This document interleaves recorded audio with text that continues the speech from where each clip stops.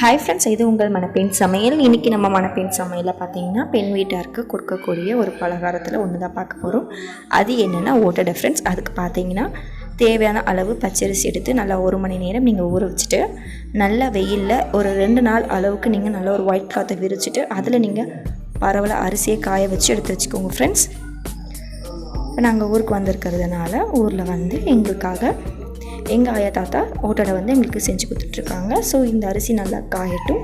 காய்ஞ்ச பிறகு ஓட்டடை எப்படி நல்லா கிறிஸ்பியாக அதுவும் இல்லாமல் பார்த்திங்கன்னா ரொம்ப டேஸ்டியாக எப்படி செய்கிறதுன்னு பார்க்கலாம் ஃப்ரெண்ட்ஸ். வாங்க சேனலுக்குள்ளே போகலாம். ஃப்ரெண்ட்ஸ், நம்மளுடைய மணப்பெண் சமையல் வீடியோ பார்க்கும்போது வீடியோ கீழே இருக்க ரெட் கலர் சப்ஸ்கிரைப் பட்டனை ப்ரெஸ் பண்ணிவிட்டு பக்கத்தில் இருக்க பெல் ஐக்கானை கிளிக் பண்ணும்போது நீங்கள் ஆல் செலக்ட் பண்ணி கிளிக் பண்ணி வச்சுட்டிங்கன்னா உங்களுக்கு புதுசாக வரக்கூடிய வீடியோஸ் உங்களுக்கு நோட்டிஃபிகேஷன் அப்டேட் ஆகிடும் ஃப்ரெண்ட்ஸ்.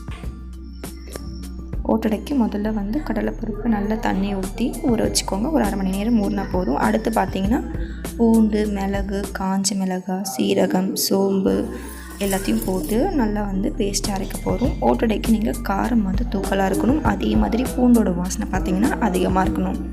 அப்படி இருந்தால் தான் ரொம்ப டேஸ்ட்டாக இருக்கும் ஃப்ரெண்ட்ஸ். இப்போ நம்ம இதை வந்து அரைக்க போகிறோம். பார்த்திங்கன்னா 3 கிலோ மாவு நம்ம எடுத்திருக்கோம். ஸோ அதுக்கேற்ற மாதிரி காரம் ப்ளஸ் பூண்டோட வாசனை அதிகமாக இருக்கிற அளவுக்கு நான் நல்லா பேஸ்ட்டாக வந்து அரைக்க போகிறேன் ஃப்ரெண்ட்ஸ். அடுத்து பலகாரம் செய்ய போகிறோம். அதுக்கு நம்ம வந்து அடுப்பு தான் தேர்ந்தெடுத்திருக்கோம். ஏன்னா வந்து கேஸில் செஞ்சால் டக்குன்னு கேஸ் காலி ஆகிடும். ஸோ அடுப்பில் செஞ்சோன்னா நல்லா ஃப்ரீயாகவும் இருக்கும், நல்லா காற்றோட்டமாக இருக்கும்ன்றதுக்காக நம்ம வந்து அடுப்பில் செய்ய போகிறோம் ஃப்ரெண்ட்ஸ்.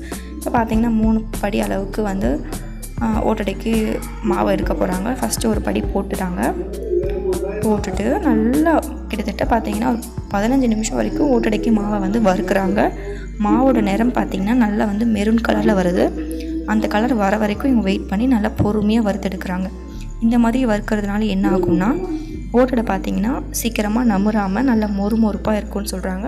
ஸோ எப்பவுமே ஒரு முக்கியமான குறிப்பு என்னென்னா ஓட்டடை செய்யும் போது மாவை வந்து உங்களால் எந்த அளவுக்கு முடியுமோ தீயாமல் ரொம்ப கலர் மாறாமல் கரெக்டாக நீங்கள் பக்குவத்தில் நல்லா வறுத்து எடுத்துக்கோங்க. இதே மாதிரி இவங்க 3 கிலோ அளவுக்கு அரிசி மாவை வந்து நல்லா வறுத்து எடுத்துக்கிறாங்க ஃப்ரெண்ட்ஸ் ஓட்டடைக்கு. அடுத்து பார்த்திங்கன்னா ஓட்டடை பேஸ்ட் ரெடி ஆகிடுச்சு. இப்போது பருப்பும் பார்த்திங்கன்னா நல்லா கழுவி எடுத்துக்கிறாங்க. நல்லா சூடான தண்ணி, அதாவது 2வது குறிப்பு பார்த்திங்கன்னா நல்லா கொதிக்கணும். தண்ணி கிட்டத்தட்ட 1 மணி நேரம் அடுப்பில் வந்து தண்ணி கொதிச்சுது. அந்த அளவுக்கு சுட சுட வந்து ஓட்டடை மாவு வந்து பிசையணும்னு சொல்கிறாங்க. நம்ம எந்த அளவுக்கு பருப்பு எடுத்து வச்சுருக்கோமோ கடலை பருப்பு நல்லா ஊறின பிறகு அதை ஆட் பண்ணிக்கோங்க.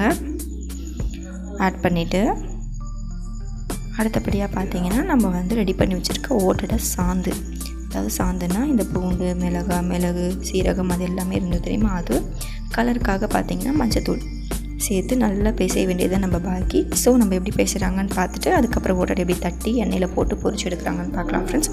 ஃபுல்லாக வீடியோவை ஸ்கிப் பண்ணாமல் ஃபுல்லாக நீங்கள் பாருங்கள்.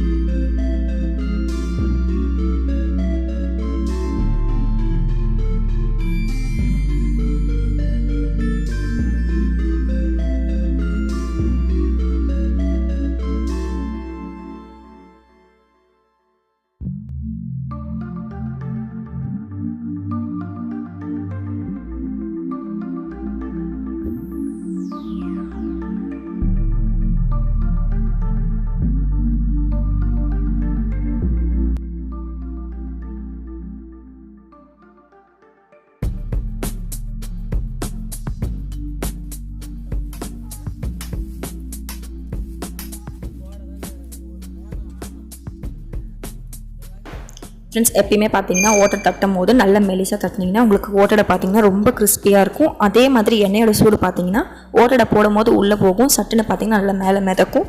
இந்த மாதிரி மதந்தால் அவங்களுடைய ஓட்டடை பார்த்தீங்கன்னா கரெக்டான பக்குவத்தில் இருக்குது. அதே மாதிரி எண்ணெயும் பார்த்தீங்கன்னா கரெக்டான சூடில் இருக்குன்னு அர்த்தம் ஃப்ரெண்ட்ஸ். கண்டிப்பாக நீங்களும் நல்ல கிறிஸ்பியான டேஸ்டியான ஓட்டடையை செஞ்சு பார்த்துட்டு எனக்கு கமெண்ட்டில் கொடுங்க ஃப்ரெண்ட்ஸ். Bye friends.